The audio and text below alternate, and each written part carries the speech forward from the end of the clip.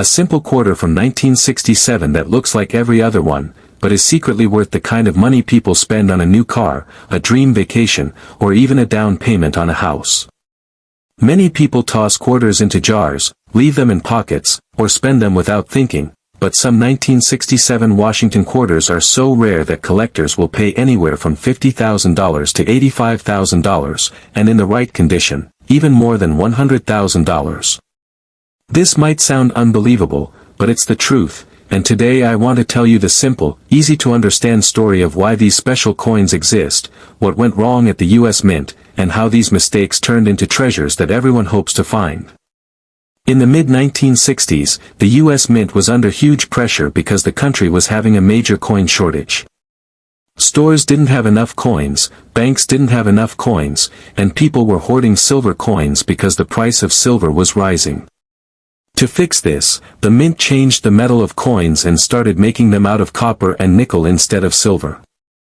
At the same time, the mint stopped putting mint marks on coins and stopped making normal proof sets. From 1965 to 1967 they made something called special mint sets, also known as SMS sets, and they tried very hard to control mistakes during those years.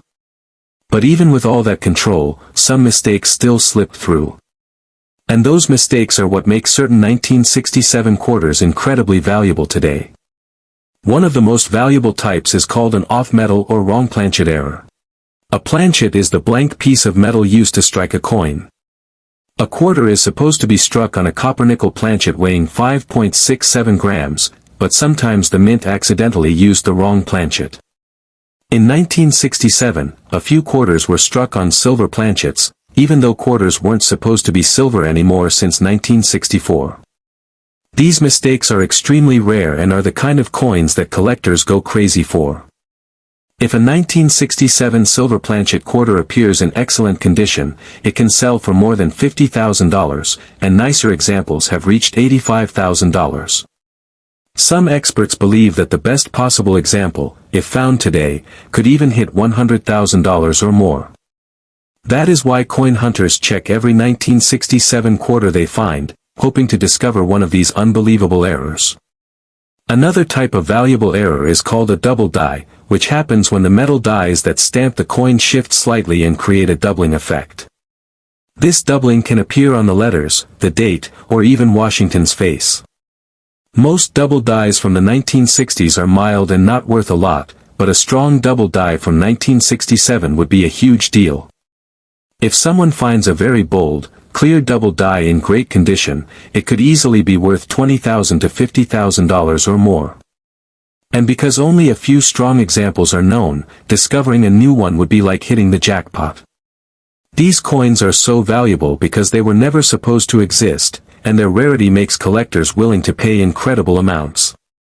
There are also dramatic striking mistakes, like double-struck coins or full brockage errors. A brockage happens when a coin sticks to the dies and stamps its mirrored image onto another coin.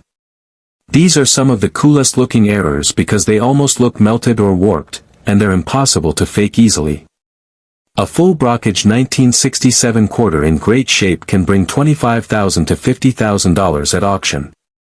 Again, these were supposed to be caught and destroyed, but a few made it out, and now they're extremely expensive. Even some 1967 SMS quarters, which were sold to collectors in sets, have become valuable because a tiny number were struck with deep cameo surfaces. This means the raised parts of the coin look frosted while the flat parts look shiny like a mirror. These weren't supposed to look like that in 1967, so only a handful were struck that way. When a deep cameo SMS quarter from 1967 appears in top grade, it can sell for $15,000 to $30,000. Not as high as the other errors, but still amazing for a quarter.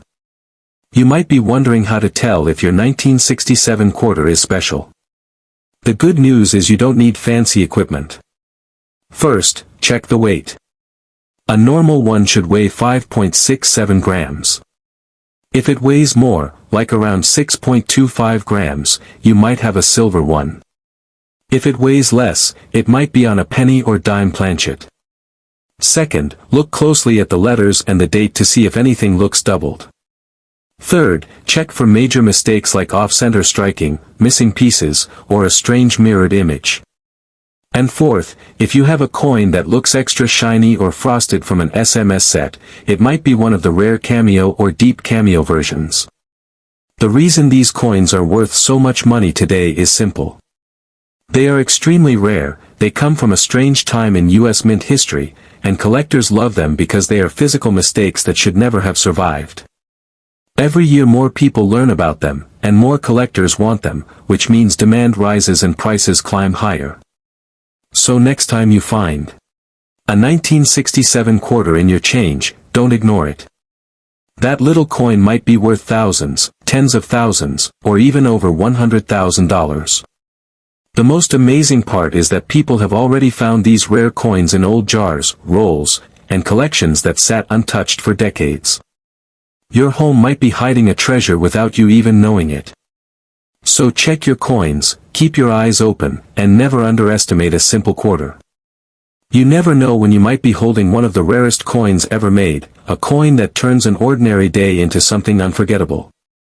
If you want, I can rewrite it more dramatic, shorter, longer, or more like a real YouTube video voice.